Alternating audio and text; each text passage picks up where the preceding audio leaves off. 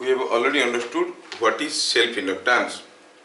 नहीं, वैसे तो हमें मालूम है कि जब भी कोई कॉइल के साथ एसोसिएटेड फ्लक्स बदलता है उसमें एक ईएमएफ इंड्यूस होता है, and the EMF induced is given by minus n d phi by dt.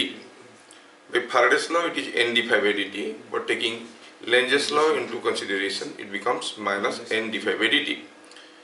The change in flux associated with a coil because of change in its own current also produces an EMF. नहीं, अगर किसी coil के अंदर से जाता हुआ current बदलेगा तो उस करंट के चलते जो फ्लक्स उस कॉइल के साथ लिंक कर रहा था वो भी बदल जाएगा, फ्लक्स बदल जाएगा तो उसमें ईएमएफ होगा. This phenomenon of induction of EMF in a coil due to change in its own current is called self induction. समझ में? अच्छा, बहुत सारा डिराइवेशन वगैरह हम लोग देखे थे लास्ट क्लास, कैसे हुआ, एल का वैल्यू क्या हुआ. ध्यान से देखा जाए तो हो सकता है असर्शन रीजनिंग के लिए वो सब मदद करेंगे. बोर्ड में ज़्यादा एलाबोरेटेड क्वेश्चन नहीं पूछेंगे, सिंगल लाइनर क्वेश्चंस आएंगे सेल्फ इंडक्टेंस और म्यूचुअल इंडक्टेंस के ऊपर, या फिर 1-2 मार्क वाले न्यूमेरिकल्स आएंगे. थोड़ा सेल्फ इंडक्टेंस को कवर कर लेंगे फॉर्मूला वाइज तो आपको आसान लगेगा. कभी चीज़ें काफ़ी डिफिकल्ट लगता है और जब समराइज कर दिया जाता है कि नहीं इसमें से तुमको यही याद रखना है बाकी याद नहीं रखना है तो फिर चीज़ें आसान लगने लगता है. तो just let us write in single line the EMF induced in a coil. सीधे सीधे फॉर्मूला हो गया EMF is equal to minus n d phi by dt. सीधे ही याद रखना है. माइनस n क्यों है? By Lenz's law. ठीक है. दूसरा हुआ self induction. Self induction is property of a coil, property of a coil by virtue of which an EMF is induced in a coil due to change in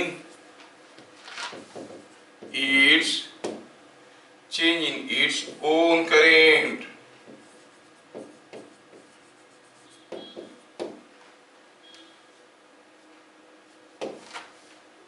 Point number 3, self-induced EMF. self-induced EMF देखो कितना आसान हो जाता है. मैं हर चीज का क्यों बताता हूँ तो क्यों सीखने में ज्यादा ताकत लगता है और लगता है कि बड़ा डिफिकल्ट है ना. I'm going to the core things, skeletal summary that self-induced EMF is directly proportional to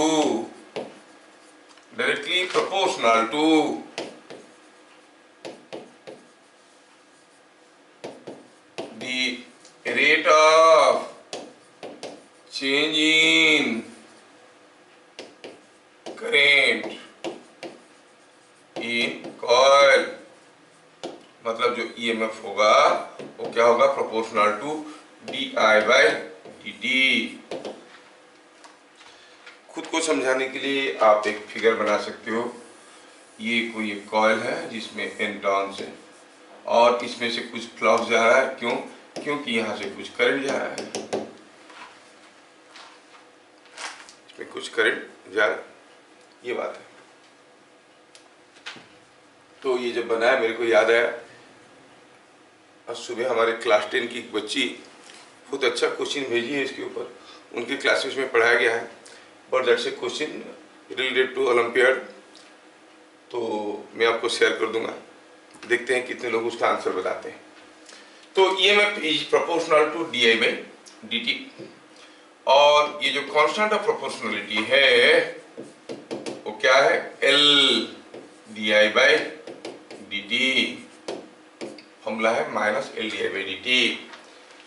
L is called self inductance.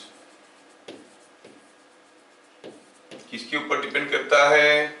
Depends upon dimensions of the coil. ये क्या है? ये depends on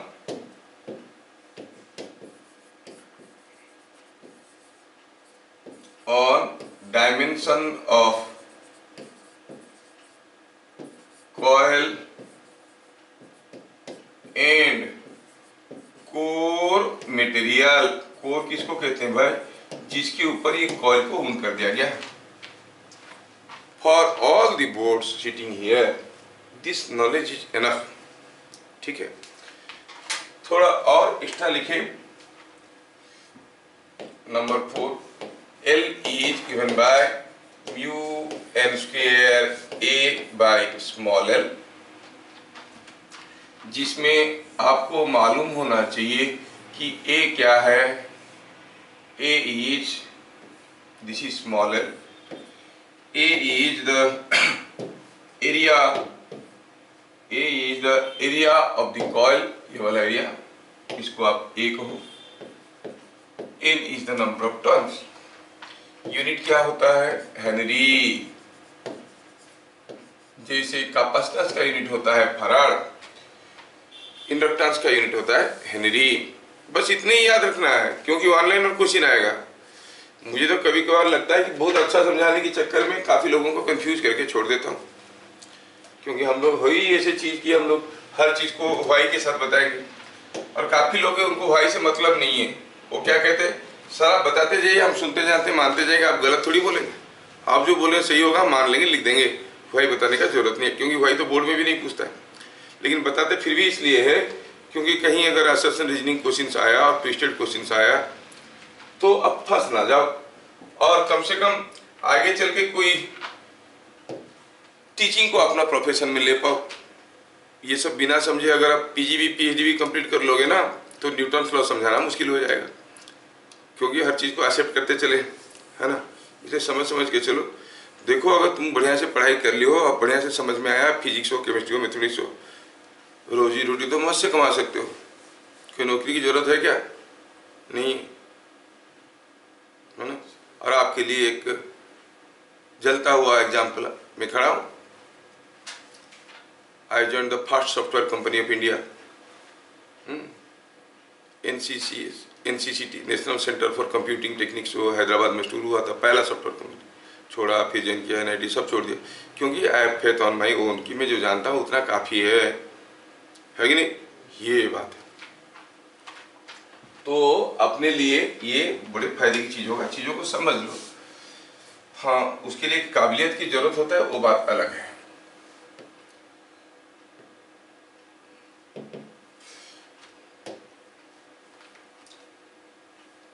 person in YouTube में कौन पढ़ाते हैं, दृष्टि करके एक चैनल है, शायद आप देखोगे। हाँ, IAS का, yes, he has produced so many IAS officers.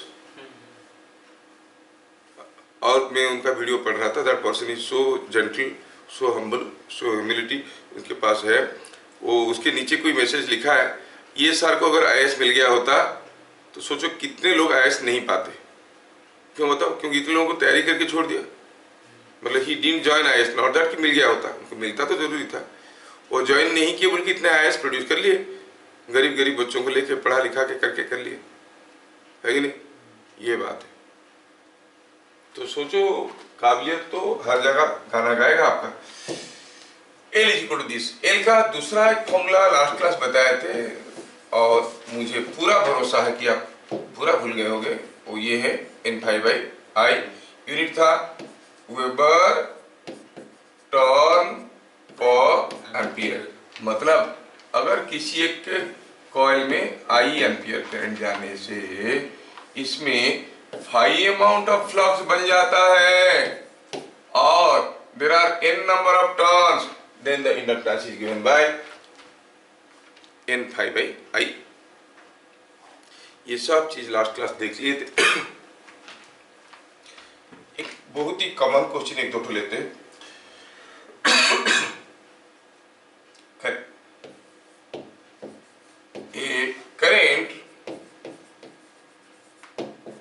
I is equal to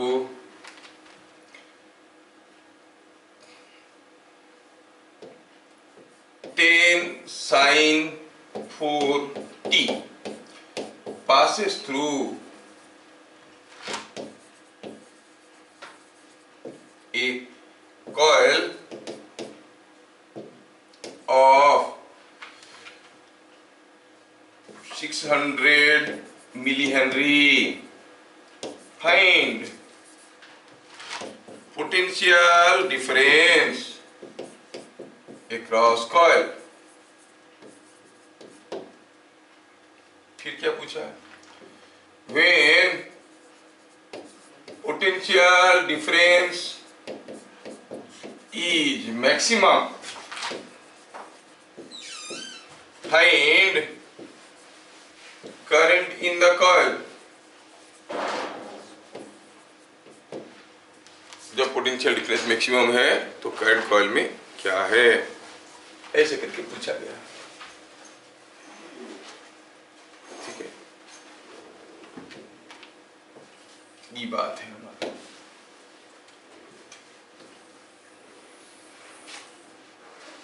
बहुत ही कॉमन क्वेश्चन है और बहुत इंपॉर्टेंट क्वेश्चन भी है, बहुत सिंपल क्वेश्चन भी है। यहाँ पर हमें इंडक्टेंस दिया गया है 600 मिली हेनरी और I दिया गया है, और ईएमएफ का क्या फॉर्मूला है, L di/dt। तो आप कहोगे सॉल्यूशन में कहोगे ईएमएफ मैं माइनस लिख सकता हूं, लेकिन नहीं लिखूंगा, I am talking about magnitude. Minus sign is indicative of the polarity, है ना। तो when I say EMF, I'll say L di/dt। यहां पर I दिया हुआ है 10 sin 4t एम्पियर। तो di/dt क्या हो जाएगा, ये तो दिया है 600 milli henry, that is 10⁻³ henry, multiply to di/dt करो, 10 तो 10 रहेगा, साइन 4t का होगा 4 cos 4t, सिंप्लीफाई करो तो it is coming out to be 40 into this is हो गया 24 cos 4t वोल्ट। ठीक है, पहला पार्ट का आंसर हो गया। पूछा कि जब पोटेंशियल डिफरेंस, जब ये ईएमएफ मैक्सिमम था, कितना था, cos 4t का वैल्यू 1 कर लो, क्योंकि ये समय के साथ बदल रहा है। cos 4t 1 हो जाएगा, ईएमएफ मैक्सिमम होगा, तो मैक्सिमम ईएमएफ था 24। लेकिन ये नहीं पूछा कि कितना था मैक्सिमम, पूछा कि जब मैक्सिमम था तब सर्किट में क्या करंट था। EMF is maximum when cos 4t is equal to 1, क्योंकि समय के साथ cos 4t का वैल्यू बदल रहा है। But when cos 4t is 1, sin 4t कितना है, 0, क्योंकि cos 4t 1 होगा जब 4t का वैल्यू 0 है, तो sin 4t हो जाएगा 0। क्या बात समझ में आया? if sin 4t is 0 तो I क्या था, I is equal to 10 sin 4t, that is 0। Notice है, करंट किसी एक कॉइल के अंदर से जा रहा है और वो करंट बदल रहा है, इसलिए ईएमएफ हो रहा है। ईएमएफ मैक्सिमम कब है, जब करंट 0 है। ईएमएफ मैक्सिमम कब है, जब करंट 0 है। क्या बातें समझ में आया? ठीक है, नेक्स्ट यहां पर बहुत ही interesting but small long question, short range long question ये आता है, that is energy stored in an inductor. There will be direct question on the formula. आपको फॉर्मूला याद रखना है। कभी कभार क्या करते हैं, इसका डेरिवेशन भी डाल देते हैं। ठीक ठीक है, तो वो चीजें याद रखना है। हम लोग जितने आसानी से और जितने जल्दी में सेल्फ इंडक्टेंस को पढ़ लिए, उतना आसान उतना छोटा है नहीं, भगवान है, समझ रहे हो। जानने के लिए खाली सेल्फ इंडक्टेंस को it may take more than 10 to 15 classes. क्या है वो चीज, है ना। कहते हो ना गाड़ी का सेल्फ खराब हो गया, क्या हो, हाँ सेल्फ कॉइल, उसके अंदर कॉइल है, इंडक्टर है ना। तो जैसे कैपेसिटर का इंडस्ट्रियल यूज में नाम बनता है कंडेंसर, है ना। सिमिलरली इंडक्टर का इंडस्ट्रियल यूज में नाम बनता है चोक। चोक तो सुने होगा, बहुत जगह यूज होता है, ट्यूबलाइट के साथ भी लगता था चोक कॉइल। गाड़ी में उसको सेल्फ कहते हैं मैकेनिक लोग, वो सेल्फ इंड्यूस्ड ईएमएफ कॉइल है। आप किक मारे, you are creating a current for a very small time, the current changes so fast that a large EMF is induced, समझ में आ रहा है, and that creates a spark against the plug, और that spark ignites petrol and the vehicle starts। तो कहानी बहुत लंबा है। हमारे डे टू डे लाइफ में घर घर में आप देखोगे capacitors are hardly used anywhere unless until you go for a tuning circuit और a music circuit, you find circuit के अंदर छोटे छोटे कैपेसिटर है। जबकि इंडक्टर कहाँ है, हर जगह है घर में। Your fan is an inductor, क्योंकि कॉइल है। कूलर है, फैन है, अब माइक्रोवेव ओवन है, वो भी तो वहाँ पर ऑटोमेटिक वेव बना रहा है। एवरीवेयर पंप है, मोटर सेट है, जो भी है, जनरेटर है, दे आर ऑल इंडक्टर्स। घर में इंडक्टिव लोड कॉइल्स बहुत ज्यादा है, ठीक है, और उसका इतने किस्म की काम है, सोचो, है कि नहीं। लेकिन हम लोग सिलेबस के हिसाब से चलते हैं तो तुक पलिश करके निकल जाते हैं इसके साथ, है कि नहीं तो चीज काफी बड़ा है। हाँ, सेल्फ इंड्यूस्ड है।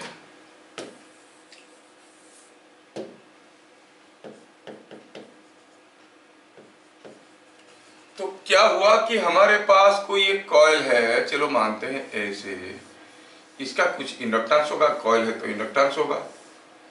मान लो कि इंडक्टेंस L है और हमने इसके अंदर से कोई करंट भेजा। तो जैसे हमने करंट भेजा तो हम जानते हैं कि मान लो कि हम स्विच ऑन किए, इसको किसी बैटरी के क्रॉस में करंट जाने लगा। पहले कोई करंट नहीं था, जैसे ही जाने लगा दरवाजे change in current, because of the change in current there will be EMF, that EMF by Lenz's law will oppose cause. Cause क्या है, करंट बढ़ रहा है, उसको रोकने की कोशिश करेगा। रोकने की कोशिश करेगा तो कैसे, उल्टा करंट भेजने की कोशिश करेगा। That means this will behave now as a battery of EMF like this. This end will be positive, this end will be negative. What is the magnitude of that EMF? L di by dt. EMF हो गया L di by dt। समझ में आया क्या? हाँ, तो ये current को रोकने की कोशिश किया। That means now it is a case जब कोई एक बैटरी है और उसका EMF करंट को अपोज कर रहा है। Now the battery is giving power or taking power? Taking power। Current देता तो हम कहते बैटरी इज गिविंग पावर, अब ये पावर ले रहा है। कितना पावर ले रहा है, E into I। समझ में आया? So when you switch on an inductor and you try to push a current through it, you see the power is supplied to the coil। coil को पावर सप्लाई हो रहा है। that power supplied is stored in the coil as magnetic energy। जैसे electrostatics में जब हम capacitor को charge करते थे, इलेक्ट्रिक डाइपोल्स अलाइनमेंट होके सेट हो जाते थे and they were storing some energy। Here also magnetic dipoles will align themselves and store some magnetic energy। But electric energy was a potential energy। It is just an energy, not a potential energy। समझ में आया क्या? अब sir magnetic dipole क्या है, energy कैसे रखते हैं? अनफॉर्चुनेटली और समय स्किप हो गया हमारा, हमें इससे पहले मैग्नेटिक मटेरियल्स पढ़ाना चाहिए था। ठीक है, इसके बाद मैग्नेटिक मटेरियल पढ़ाएंगे, तब चीज़ों को बताएंगे मैग्नेटिक डाइपोल क्या होता है और कैसे एनर्जी स्टोर करता है। ठीक है, एनीवे ये बात हुआ। तो क्या समझ में आया? जैसे हम स्विच ऑन किए, करंट चलने लगा, ईएमएफ हो गया, ईएमएफ रोकने की कोशिश कर रहा है लेकिन रोक नहीं पाएगा क्योंकि जबरदस्ती आप किस सोर्स से करंट सप्लाई कर रहे हो। धीरे धीरे करंट बढ़ेगा और कुछ समय के बाद करंट कांस्टेंट हो जाएगा। जब करंट कांस्टेंट हो जाएगा, डी बाई डी टी हो जाएगा जीरो और कोई ईएमएफ नहीं है, तो फिर एक कांस्टेंट करंट चलने लगेगा। समझ में आ रहा है क्या? तो जो समझ में आया इसको एक एक करके लिखेंगे। पहला हुआ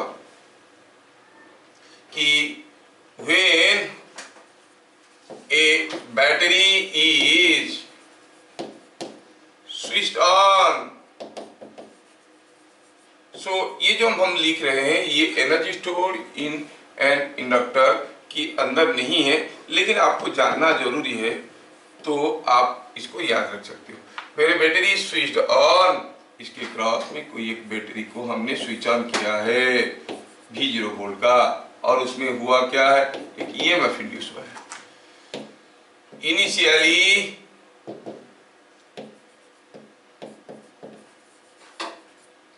inductor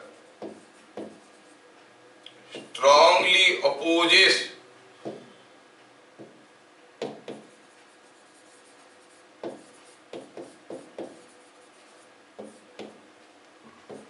the current and behaves as open circuit। Initially ये इतना स्ट्रांगली अपोज करेगा क्योंकि कोई करंट नहीं था और आपने टच करवाया, तुरंत करंट गया तो DI हो गया I माइनस 0। DT क्या है, टच करवाने से पहले टच करवाने के बाद के बीच में गैप क्या है, सडनली हो जाता है। कोई स्विच को ऑन करने में कितना समय लगता है, ठक खत्म। पहले करंट नहीं था और करंट होने के लिए कितना समय लगा, बहुत कम समय लगा। तो strong EMF is developed LDI/dt। DI में भी नहीं थी, DT is so small that LDI/dt will be so large, it will be strongly opposing। ये करंट भेजने में ये काबिल नहीं रहेगा, समझ में आ रहा है। तो स्ट्रांगली इट विल और initially it will behave as open circuit. समझ में आया, ओपन सर्किट मतलब the moment you switch on there is no current. देखो इससे पहले भी हम लोग एक न्यूमेरिकल करते हैं, देखो तो when I said the current is Im sin omega t, कहां गया ये current, Im it was the current is 10 sin 40। What was the potential difference, potential difference is क्या था 24 cos 40। जब cos 40 है 0, मतलब ये मान लो कि हम कहेंगे sin 40 का वैल्यू, सॉरी sin 40 का वैल्यू 0 है, कहां गया, sin 40 का वैल्यू 0 है, तब cos 40 मैक्सिमम, मतलब जब करंट 0 हो गया था वोल्टेज मैक्सिमम हो गया था। On the contrary when sin 40 is maximum क्या होगा, cos 40 क्या हो जाएगा 0, क्योंकि ये मैक्सिमम होगा तो ये 1 हो जाएगा, है ना, वोल्टेज हो जाएगा 0। तो they are always in a phase difference of π/2, that is what we shall see when we see fundamentals of AC। तो शुरू में जैसे आप इसको स्विच ऑन किए यू विल सी इसमें करंट शुरू में 0 होगा। और अगर हम प्लॉट करने की कोशिश करेंगे, आप मत करो, कोई पूछेगा नहीं आपको, अगर हम प्लॉट करना चाहते हैं how will be the current in the circuit, जैसे आप स्विच को ऑन करोगे ना you will see the current will go like this, sorry ये current it will go like this. शुरू में करंट होगा 0, फिर एक्सपोनेंशियली बढ़ेगा e⁻⁻RT/L फॉर्म में जाएगा, ये करंट ऐसे बढ़ते बढ़ते और इसका शेप कुछ ऐसे हो जाएगा। सो शुरू में करंट क्या हुआ, स्विच ऑन करने से t=0 में स्विच ऑन किए हैं तो करंट क्या हो गया 0। This is behaving as open circuit. दूसरी चीज क्या याद रखना है, long time after closing the switch. मैं इंटेंशनली कुछ चीजों को स्किप कर रहा हूं क्योंकि तुम्हारे बुक में सब चीजें नहीं है, सिलेबस मॉडिफाई होकर आ गया है, नहीं तो ये सब चीजें पहले जेई में आता था, LR सर्किट LR ट्रांजिएंट्स को बहुत डिटेल्स में करना पड़ता था, अब वो सब चीजें गायब है। Long time after crossing the switch, closing the switch, आप क्या देखोगे, I is constant, so di/dt is 0, I is constant, di/dt is 0, तो EMF क्या हो गया 0। काफी समय के बाद करंट कांस्टेंट हो गया है, EMF 0 हो जाएगा। अब इसमें अगर कोई पोटेंशियल डिफरेंस नहीं है तो क्या कहोगे, इसमें कोई पोटेंशियल डिफरेंस नहीं है, मतलब ये शॉर्ट सर्किट जैसे बिहेव कर रहा है कि नहीं। अब ये करंट को रोकने वाला कोई नहीं है, this will behave as a short circuit, the inductor behaves as a short circuit. तो क्या लिखेंगे, the inductor behaves as short circuit. Inductor behaves as short circuit.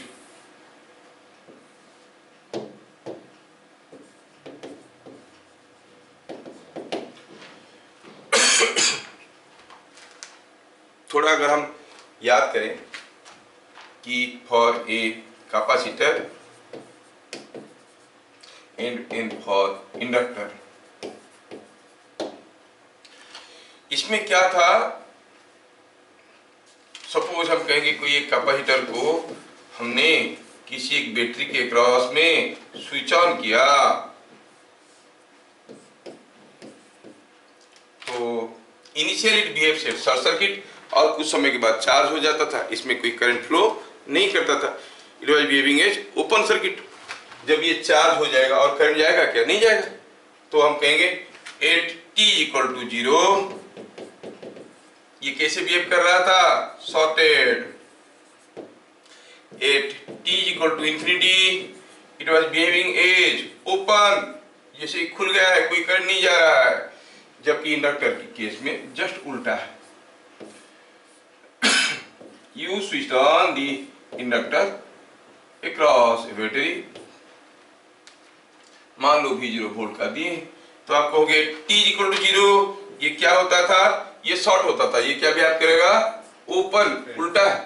और at t equal to infinity long time after closing the switch, switch close करने का काफी समय के बाद t इक्वल टू 0 में स्विच को क्लोज किया गया है, तो ये कैसे बिहेव करेगा, ये बिहेव करेगा एज क्लोज और शॉर्ट।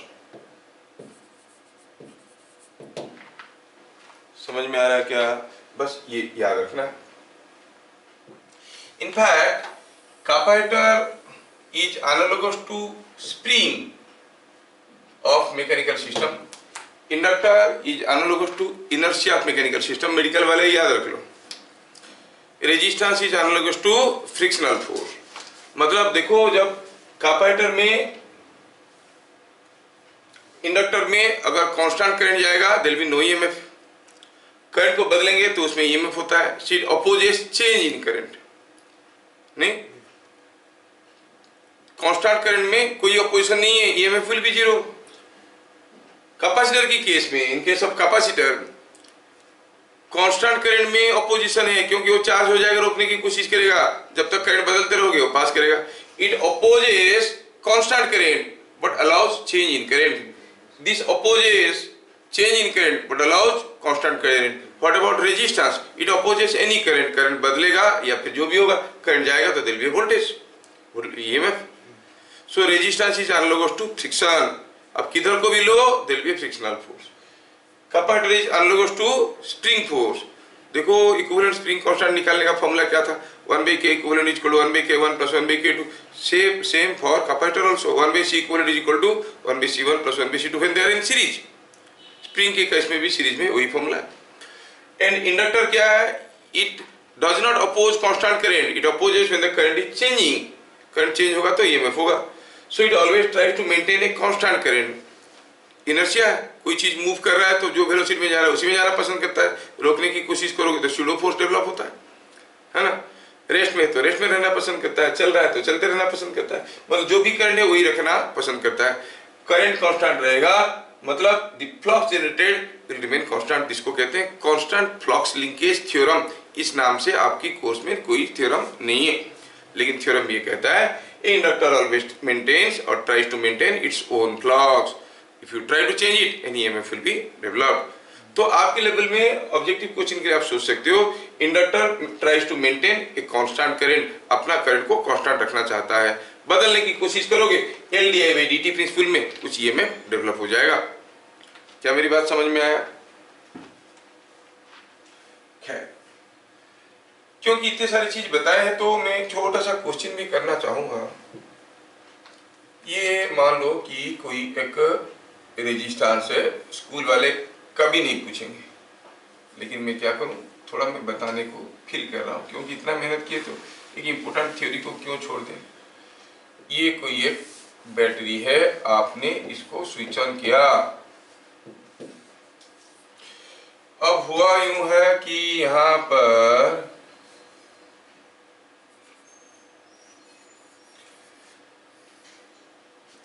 एक कैपेसिटर है, से it is C and this is inductor L. Suppose this is something like 1 ohm, this is 4 ohm, this is 9 ohm, this is switch is closed at t is equal to 0 and suppose the current supplied is I. This is given 20 volt. Look at the circuit.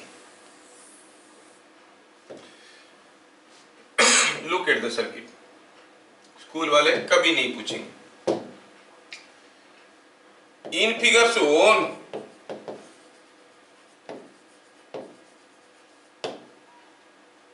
find value of I क्या है? यहाँ का current. 8 t is equal to 0. Bit number 2 t is equal to infinity. Solution देखो भैया.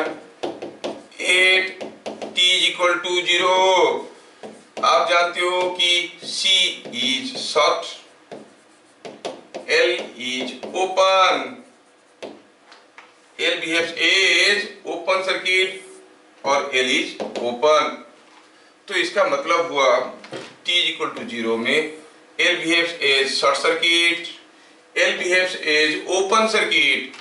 तो फिर हमारा circuit कैसे बन गया? Let us see. Let us draw the circuit. अब क्या हो गया? कैपेसिटर सर्किट शॉर्ट सर्किट जैसे बिहेव करने लगा है और इंडक्टर ओपन सर्किट जैसे बिहेव करने लगा है. ध्यान से देखो. ये फिगर तो काफी छोटा है, दिख नहीं रहा होगा आपको. एनीवे थोड़ा इस फिगर को भी बड़ा कर लेते हैं.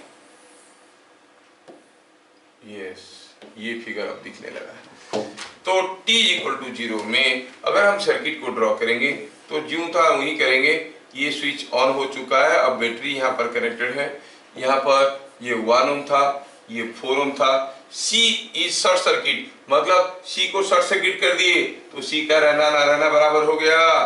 ये था 1 ओम, ये 4 ओम और यहाँ पर ये 9 ओम था और इंडक्टर बिहेव से जो ओपन सर्किट. तो सोचो कि ये खुल गया है, ये 20 वोल्ट है. क्या आप करंट बता सकते हो? आप कहोगे यस, इधर से तो करंट नहीं जाएगा. This is behaving as open circuit, मतलब खुल गया है, कोई करंट नहीं जा रहा. तो ये होगा 1 and 4 इन सीरीज. तो it is 20 by 1 plus 4 is 4 ampere. कब? At t equal to 0.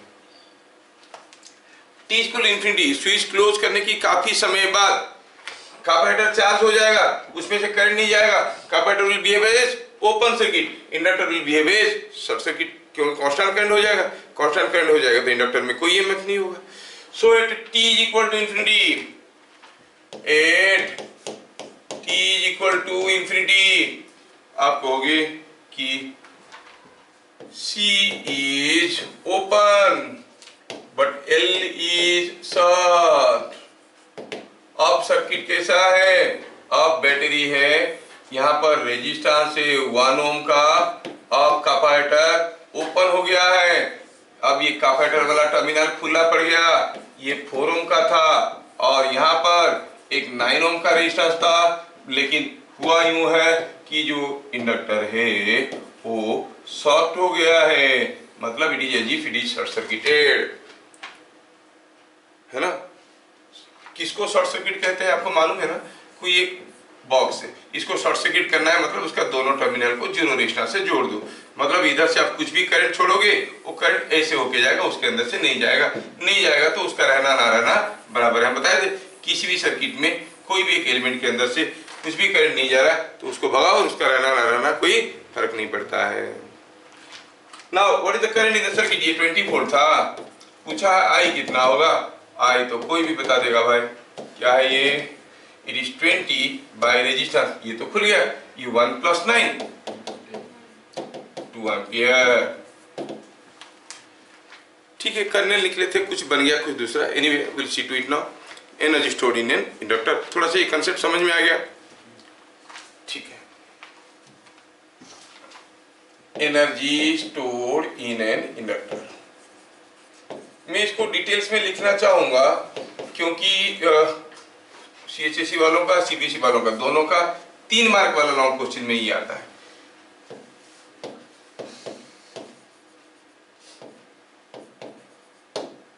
Suppose हम कहेंगे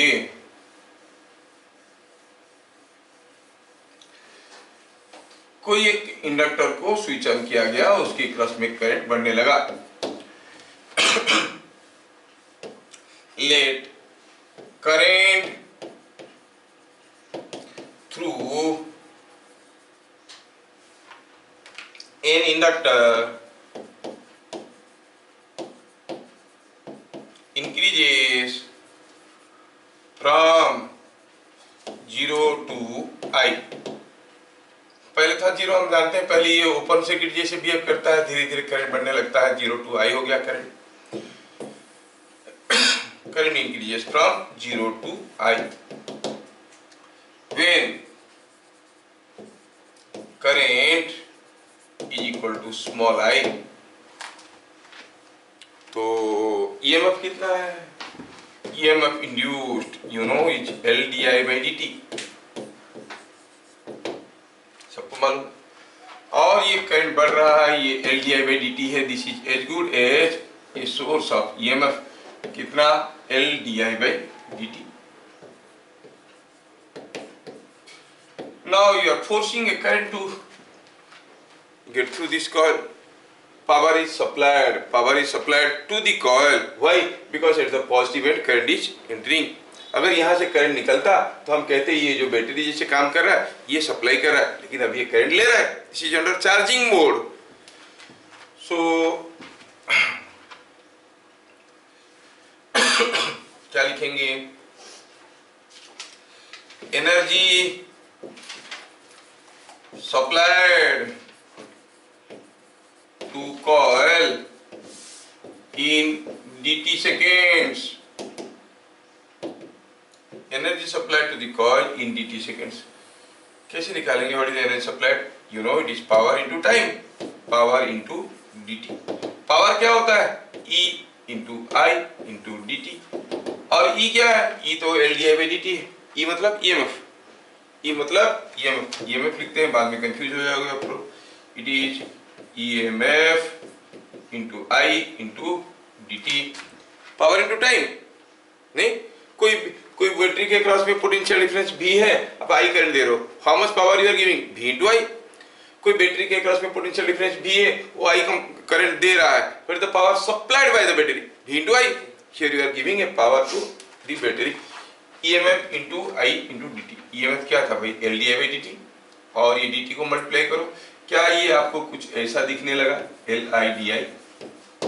यस, ये जो है क्या है? ये energy supplied to coil in dt seconds. देखो 2 स्टेप में आंसर खत्म हो जाएगा, याद रखोगे तो। dt सेकेंड में छोटा सा एनर्जी दिया होगा, DEN is equal to energy supplied to the coil in dt seconds. ठीक है, और हम क्या देख रहे हैं कि the energy supplied is LIDI। Total energy supplied into coil is equal to DEN का इंटीग्रेशन, दैट इज LIDI का इंटीग्रेशन, जबकि I वेरी कर रहा है 0 से I।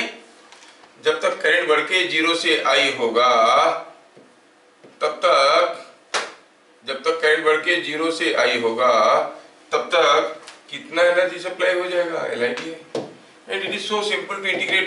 You are integrating with respect to I, तो x का इंटीग्रेशन क्या होता है? x to the power n का x power n plus 1 by n plus 1। ये I मतलब I टू द पावर 1 है, तो क्या लिखेंगे? I to the power 1 plus 1 by 1 plus 1 whole into L, है कि नहीं? Limited from 0 to I। Is not it coming out to be as half LI square? Yes। Comparator के case में energy का क्या फॉर्मूला था? Half CV square. इधर क्या बन गया? Half LI square. तो अगर ये छोटे से आर्टिकल के ऊपर क्वेश्चन आएगा तो 90% चांस है कि फॉर्मूले के ऊपर पूछेगा, L दिया रहेगा, I दिया रहेगा, एनर्जी पूछेगा। 10% चांस है कि वो बोलेंगे डिराइव करो क्या है फॉर्मूला। क्या मेरी बात समझ में आया? ये हो गया self inductance. Let us see mutual induction.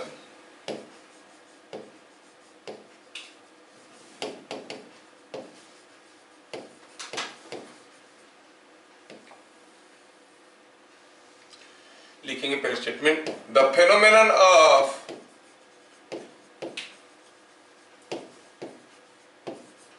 induction of EMF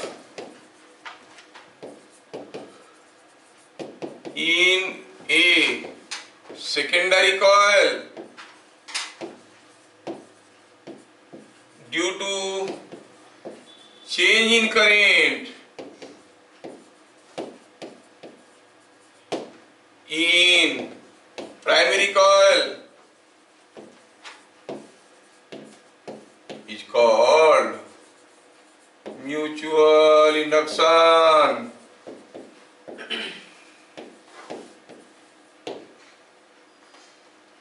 समझ में आया क्या? अपना करंट की बदलाव के चलते जो ईएमएफ होता था उसको कहते थे सेल्फ इंडक्टेंस। अब पहला करंट में करंट बदल रहा है, दूसरे कॉइल में ईएमएफ हो रहा है ना, उसको कहते हैं म्यूचुअल इंडक्शन। आपके घर में कुछ अच्छी सब्जी बन रहा है, आपकी मुंह से पानी टपका तो आप कहोगे सेल्फ इंड्यूस्ड। घर में बैठे हो, पढ़ाई कर रहे हो, बगल वाले के घर में कुछ बन रहा है और आपके मुंह में पानी टपक रहा है, तो क्या हो गया? Mutual induced. आपको मिलने वाला है नहीं, उनका जितने अच्छे अच्छे पकवान बनेंगे आपका उतना नहीं। हाँ, तो ये म्यूचुअल इंडक्शन। इसमें क्या है कि हम कहेंगे कि यहाँ पर कोई एक कॉइल है और यहाँ पे कोई एक दूसरा कॉइल है। सपोज इसमें कुछ करंट I1 जा रहा है और इसके चलते कुछ फ्लक्स बन रहा है, ऐसा ऐसा ऐसा ऐसे ऐसे करके फ्लक्स बन रहे हैं इसमें। So you see some amount of flux is linking with this.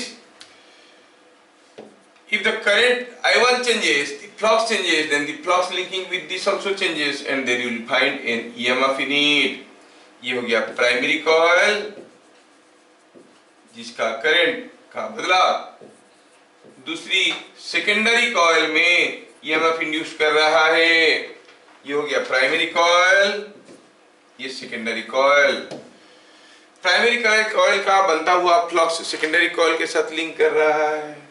Primary coil में करंट बदलेगा तो इसका फ्लक्स बदलेगा, फ्लक्स बदलेगा तो जो लिंक कर रहा था वही बदलेगा।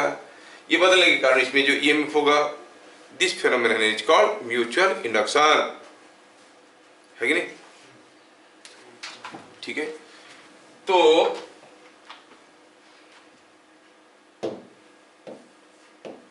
सॉरी, ये था point number 1। Point number 2, the EMF induced in secondary coil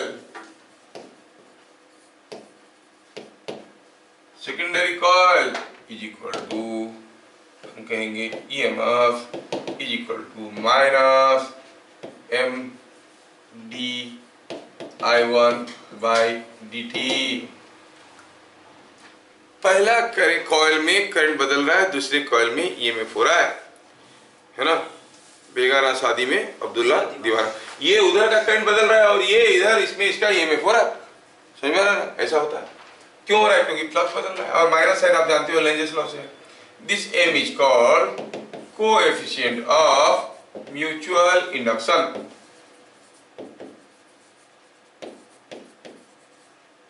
इसका यूनिट क्या है? इसका यूनिट भी हेनरी है।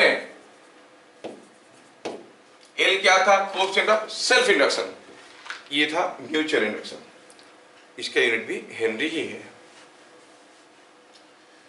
अब ये पहला वाला कॉइल में करंट बदलेगा तो दूसरे वाले कॉइल में कितना ईएमएफ होगा वो किसके ऊपर डिपेंड करता है? हाँ, ये करंट बदलेगा तो ईएमएफ होगा, लेकिन सोचो कि ये वाला कॉइल को यहाँ से काफी दूर में रखेंगे तो यहाँ से कुछ भी फ्लक्स इसके साथ लिंक नहीं कर रहा है, तो in that case what you will say, इसमें करंट बदले तो क्या फर्क पड़ेगा? इसका कोई फ्लक्स चेंज तो हो ही नहीं रहा है।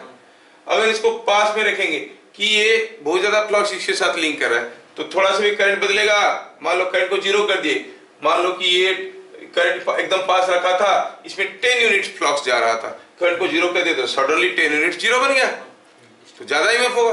क्योंकि चेंज इन फ्लक्स कितना होगा वो डिपेंड करता है कि हाउ दे आर पोजिशन।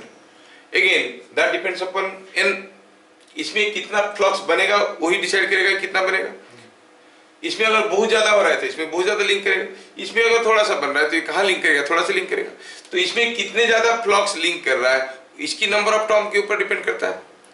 नहीं, नंबर ऑफ टर्म जितने ज्यादा होंगे उतने ज्यादा फ्लक्स डेवलप होगा। क्यों? क्योंकि flux is equal to B into area and B is mu N I by L. Number of turn ज्यादा होगा तो बी तगड़ा होगा, बी तगड़ा होगा तो ज्यादा फ्लक्स बनेगा, ज्यादा फ्लक्स बनेगा तो ज्यादा लिंक करेगा, ज्यादा लिंक करेगा तो एनी करंट चेंजेस के साथ ज्यादा ईएमएफ होगा। समझ में आ रहा है? इसका मतलब m का वैल्यू दोनों के बीच में जो है म्यूचुअल इंडक्शन वो किसके ऊपर डिपेंड करता है? डिपेंड करता है दोनों का डायमेंशन एंड दोनों का रिलेटिव पोजीशन। अगर एक को दूसरे से दूर रख देंगे तो उसमें से हमें नहीं मिलने वाला ईएमएफ, ठीक है ना। तो m किसके ऊपर डिपेंड करता है?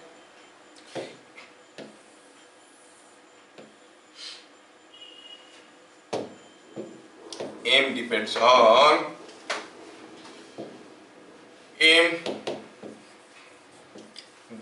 on dimensions of the two coils and their position relative to each other. Positions relative to each other.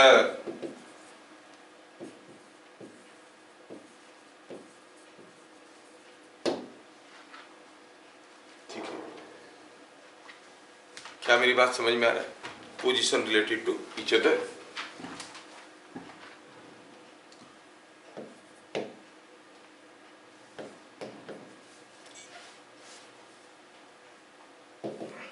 For a particular position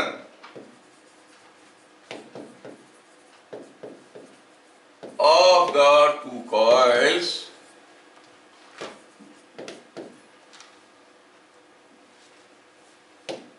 if more primary flux links with secondary coil, then m is more and vice versa। मतलब primary का अगर ज्यादा flux link करेगा तो ज्यादा change in flux होगा। मेरी बात समझ में आ रहा है? क्या ये बात तुम लोगों को समझ में आ रहा है कि नहीं आ रहा है? जैसे हम कहेंगे यहाँ पर एक कॉइल था, ये कॉइल है। अब ये सोचो कि यहां से कोई करंट ऐसे जा रहा है, ठीक है, और जो दूसरा कॉइल है वो ऐसा है। अब अगर ये दूसरे वाला कॉइल को हम इस पोजीशन में ले आएंगे तो you see more amount of flux is linking with this. अगर ज्यादा फ्लक्स लिंक करेगा इसके साथ तो आप कहोगे तो जैसे ही यहाँ का करंट बदलेगा ये फ्लक्स भी बदलेगा, ज्यादा ईएमएफ होगा। कोई फ्लक्स लिंक नहीं करेगा तो कोई ईएमएफ नहीं होगा, करंट बदलने से भी फ्लक्स नहीं बदल रहा है। समझ में आ रहा है? तो प्राइमरी का जितना ज्यादा फ्लक्स सेकेंडरी के साथ लिंक करेगा तो थोड़ा सा भी फ्लक्स बदल गया तो इसमें काफी ज्यादा बदल जाएगा। समझ में आ रहा है? तो हम कहेंगे ईएमएफ ज्यादा होगा। मैं ये स्टेटमेंट को इतना हाईलाइट करने की क्यों कोशिश कर रहा हूं? क्योंकि यही आया था एंट्रांस में और इसके बाद काफी बार दूसरे एंट्रांस में भी आया है और बोर्ड वाले भी कभी कभार घुमा फिरा के वो सैंपल क्वेश्चन में भेजे, ओरिजिनली बोर्ड में आया नहीं। फॉर एग्जाम्पल, अगर आपको पूछा जाएगा यहां पर दो कॉइल है, in which case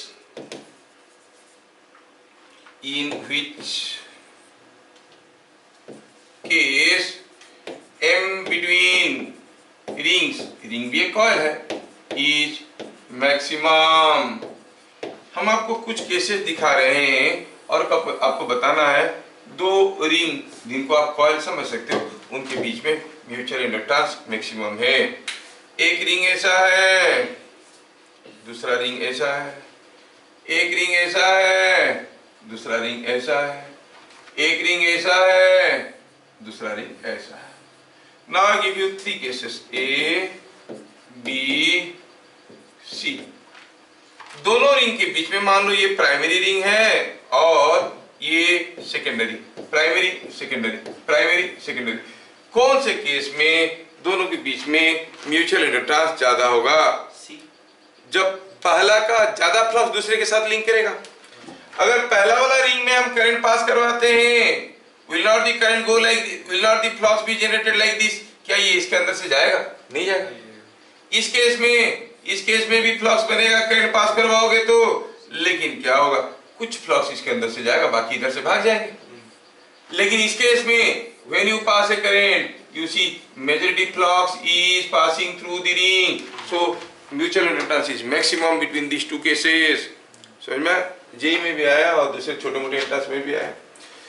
So that is what I tried to highlight here, that when more flux of primary links with the secondary, more is the mutual inductance।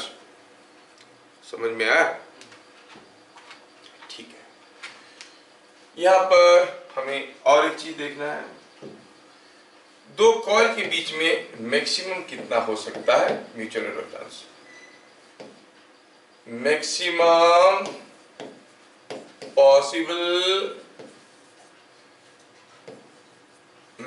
possible M between two coils, दो coil के बीच में maximum possible mutual inductance क्या हो सकता है? मैं derivation तो कर लूंगा, डिराइवेशन कब भी नहीं पूछा, लेकिन जो आंसर आएगा उसको बार बार पूछा। इवन अभी आपका जो स्टैंडर्ड ऑपरेटिंग प्रोसीजर को फॉलो करते करते एसओपी के चलते वो सीबीएसई वाले क्वेश्चन पैटर्न भेजे, एक तो ऐसा आएगा क्वेश्चन करके, देखियो कि नहीं देखियो? मैं तो दिया था तुमको, अब देखते नहीं हो तो बात अलग है। आंख रख कर भी काफी लोग अंधे रहते हैं, ग्रुप में देखते नहीं। अच्छा, तो सीबीएसई वालों का दिया था, तो नहीं देखे हो तो हम क्या करेंगे? जो भी है, उसमें भी वो क्वेश्चन दिया था। क्या दिया था? तेरा सीबीएसई ने उठा, हाँ देखो, तो उसमें क्या दिया था? ये वाला दिया था, what can be maximum mutual inductance between two coils, ऐसे करके।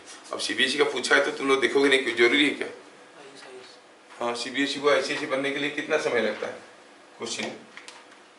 हाँ, तो मैं डिराइव कर देता हूँ, बट आपको अच्छा लगे तो डिराइवेशन को लिखो या फिर फाइनल आंसर को लिखो। हाँ, maximum possible M between two coil, दो कॉइल के बीच में मैक्सिमम एम कब होगा? जब प्राइमरी कॉइल का मैक्सिमम फ्लक्स सेकेंडरी के साथ लिंक करेगा। मैक्सिमम मतलब क्या? सारा, उससे ज्यादा कहाँ लिंक कर सकता है? तो क्या लिखेंगे? This is possible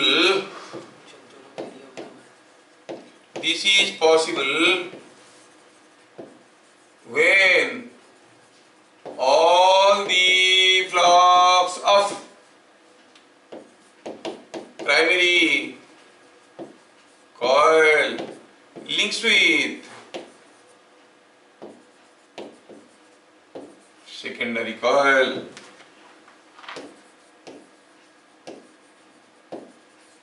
primary coil का सारा फ्लक्स सेकेंडरी कॉइल के साथ लिंक करेगा, तो ऐसा हो सकता है। कैसे ऐसे हो सकता है?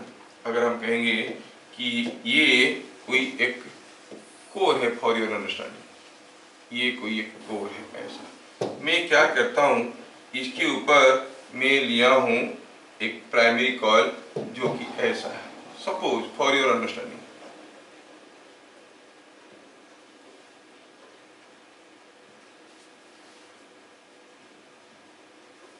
ये एक प्राइमरी कॉइल है, it is wound on it.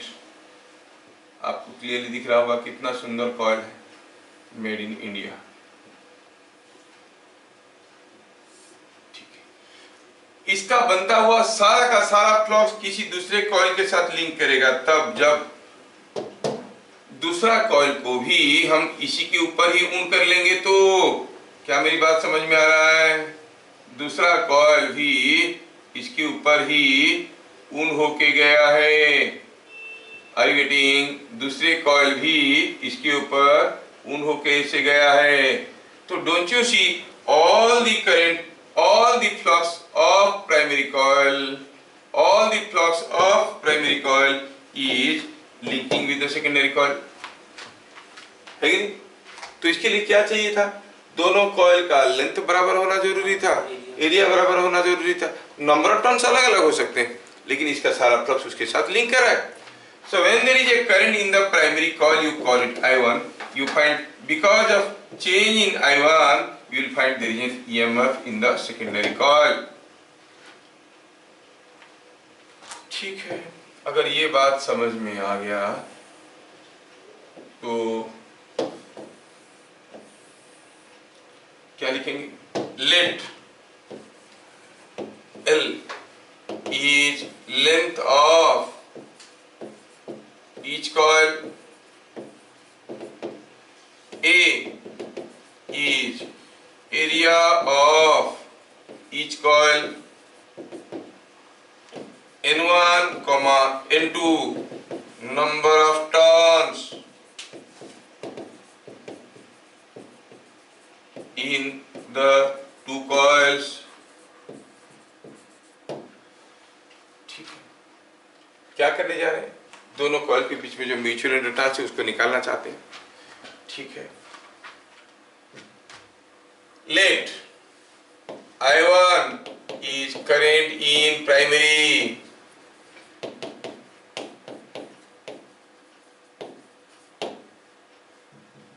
हम क्या देखें यहाँ पे थोड़ा सा M di1/dt। हाँ, हम क्या देखें? द EMF इज माइनस, और ये कहाँ भागे जा रहा है? EMF is minus M di1/dt। Very good. तो अब हम आगे लेके चल रहे हैं। I1 is current in the primary. Phi1 flux generated by primary is equal to Phi2, that is flux linking with secondary, क्योंकि प्राइमरी से जितना फ्लक्स बन रहा है वो सारा का सारा फ्लक्स सेकेंडरी के साथ लिंक कर रहा है। But Phi2 is equal to B into area, B is mu N1 I1 by L into A। Phi1 हो गया ये, नहीं? Now EMF in secondary coil क्या फॉर्मूला है? It is nothing but minus N d Phi2 by dt। Secondary coil के साथ जो flux है उसका रेट ऑफ चेंज। अब सारा फ्लक्स लिंक कर रहा है प्राइमरी का, मतलब जो Phi1 है वो पूरा लिंक कर रहा है। Phi1 कितना है? B of primary coil. B का फॉर्मूला क्या था? Mu N I by L। यार याद रखोगे नहीं रखोगे? सोलेनॉइड के केस में निकाले थे, mu N I by L into area. हाँ, तो N d Phi2 by dt। जब ये N जो है सेकेंडरी कॉइल में कर रहे हैं, सेकेंडरी कॉइल में कितना नंबर ऑफ टर्न है? N2 d Phi2 by dt। तो ये जब d Phi2 बाई dt करेंगे, Phi2 ही है, d Phi2 बाई dt करेंगे, उसमें म्यू N2 A L ये सब तो कांस्टेंट है, सब बाहर आ जाएगा, रहेगा d I1 बाई dt। तो ये क्या बन गया? सारे को बाहर ले आओ, mu N1 N2 A by L into di1 by dt। समझ में आया क्या? ये बात है। लेकिन हम पहले भी देखें, क्या देखें? We know that EMF in the secondary coil is minus N2 di1 by dt।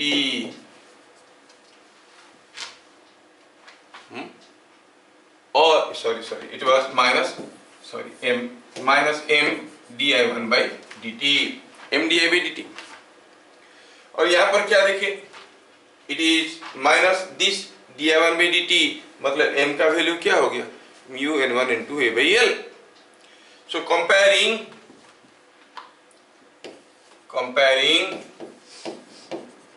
क्या मिला? M is equal to mu N1 N2 A by L। The maximum self-inductance between two coils can be mu N1 N2 into A by L। इस form में formula को याद रखना है। समझ में आया? तो किसके ऊपर डिपेंड करता है? दोनों कॉइल का number of turns, area, length and mu. अब चाहो तो इसको थोड़ा और सजा बुझा के लिख सकते हो। आप इसको लिख सकते हो mu n1 square a by L into mu n2 square a by L. देखो तो हर चीज दो दो बार हो गया, म्यू दो बार, n1 दो बार, a दो बार, l दो बार, हो गया ना। इसका रूट ओवर लिख सकते हैं, लिख सकते हैं ना। If I write it like this, what does this quantity represent? Mu n square a by L, self inductance of first coil. This is self inductance of second coil. So M is root over of L1, L2. The maximum mutual inductance between two coils is the geometric mean of their self inductances, root over of L1, L2. तो आप इस फॉर्मूले को भी याद रख सकते हो, इसको भी याद रख सकते हो। समझ में आया? डायरेक्टली आपको सीधे फॉर्मूले पूछेंगे और बस, इवन इसके ऊपर न्यूमेरिकल भी नहीं पूछते, व्हाट इज द फॉर्मूला ऐसे करके पूछते हैं। चैप्टर बड़ा डिफिकल्ट है। इंजीनियरिंग की पढ़ाई तो सोच लो कि यहाँ से शुरू होता है, एसी यहाँ से शुरू होता है, तो आप लोगों को इतने तक देते हैं, थोड़ा हल्के से उसका चीज़ों को याद रखना। तो आज की क्लास में हम लोग जो जो नए नए चीज़ें देखे वो था energy stored in inductor and, और क्या देखे?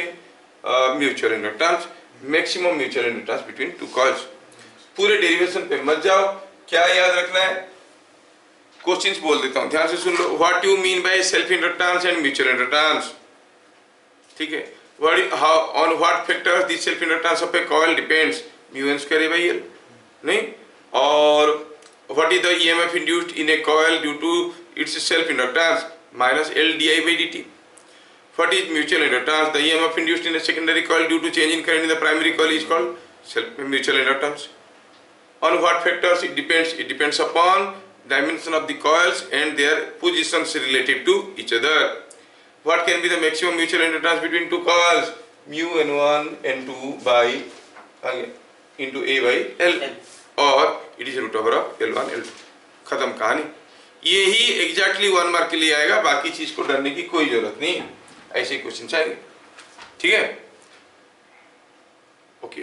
तो ये induction of EMF, electromagnetic induction यहाँ पे खत्म होता है मैग्नेटिक इंडक्शन चैप्टर। इसके बाद हम लोग पढ़ने वाले हैं व्हाट इज एसी। ठीक है।